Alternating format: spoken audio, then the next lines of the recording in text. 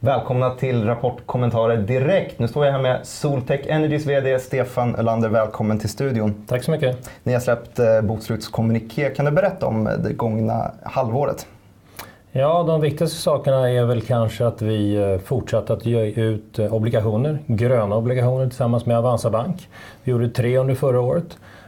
Väldigt framgångsrika till då retailmarknaden som det heter. Där vi gav 8,75 och 8,25% i ränta. Så att det fick in mycket pengar till att fortsätta vår utbyggnad i Kina. Och sen så var det en stor sak förra halvåret självklart att jag tog över som vd. Det var ju roligt för mig att få det uppdraget. Men det var ju framförallt då för att fokusera på den svenska delen som har kommit lite på efterkälken för vi har fokuserat så mycket i Kina. Och vår förra vd då, Fredrik Tillander, han tog över som styrelseordförande och vi fokuserar nu helt på Kina. Och jag var ju ordförande förut och är nu vd. Så vi bytte plats. Bytte en liten plats där. Ja. Apropå kommande perioder, så kan du berätta om vad fokus ligger framöver nu då?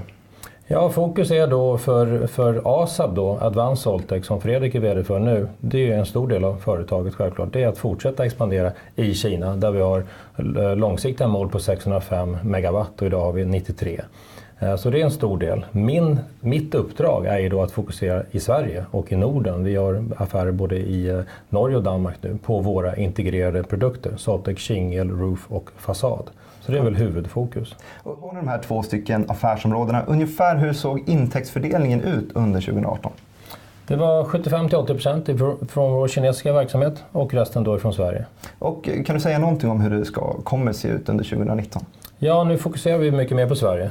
Det är en stor del varför jag tog över som vd. Och, så att jag skulle tippa, det är ingenting som är säkert. Men vi kommer nog ha 50-50 ska jag säga under året. Och du nämnde förut här att ett av era mål är att komma upp till 605 installerade megawatt och det är 2021 som är sagt att det ska ske. Kan du säga någonting om hur det kommer se ut i slutet på 2019?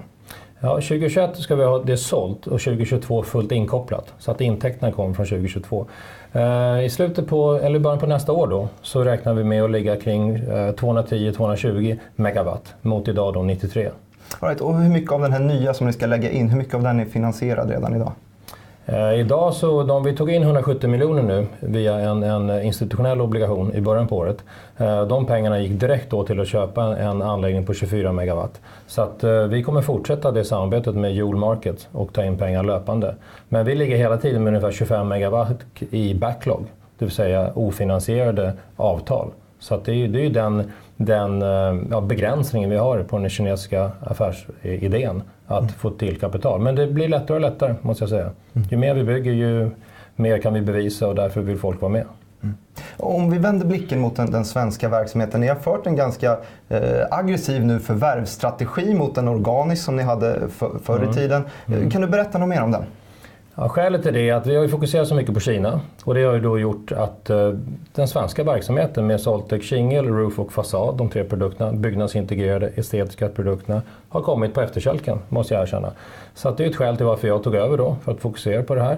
Och då kan man titta på, om man har 15 000 aktieägare på Nasdaq så ja, man kanske inte alltid riktigt får tiden att växa organiskt. Så att då vill vi helt enkelt speeda upp det här och därför så gick vi in då med en förvärvsstrategi som vi kommunicerade 25 oktober förra året.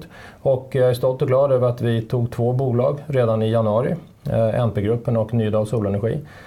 Som vi har lyckats integrera snabbt, gör redan affärer mellan varandra, både mellan moderbolag och mellan dotterbolag. Och vi tittar aktivt, utan att avslöja för mycket, på fler förvärv inom närtid. All right. Och en till förändring som ni har gjort som jag tycker är ganska intressant är att ni börjar att ska redovisa kvartalsvis istället. Kommer vi kunna se några säsongsvariationer på grund av det här? Inte på grund av det, men hittills har vi då kört halvårsvis. Men nu börjar vi bli så pass stora så att vi börjar med kvartal som alla andra i princip. Men variationerna inom solbranschen är så kvartal 1 är ju sämst, helt klart. Solen lyser ju mer i kvartal 2 och 3. Och inför kvartal 4 så är det väldigt många affärer som vill bli av, framförallt då business to business. De vill ha det klart innan. Så att Q1 ska jag säga är sämst. Men på hela året kommer det bli bra. All right. Och innan vi avslutar intervjun, kan du berätta om några händelser eller triggers vi ska ha koll på här framöver? Ja, nästa rapport är 25 april, Q1, och det är första gången. Så vi kommer också ta fram en Q1-rapport för 2018 bara för att jämföra. Så det är en trigger, men annars så är det väl att hålla utkik för stora samarbeten inom byggnadsintegrerade. Självklart om vi lyckas landa några förvärv är alltid det spännande. Vi har ju köpt både solbolag och ett takbolag. Vi har ju sagt att vi ska köpa solbolag, takbolag och kanske fasadbolag. För Soltec Fasad är en riktig killer tycker vi. Man får igen pengarna på 1 till 2 år.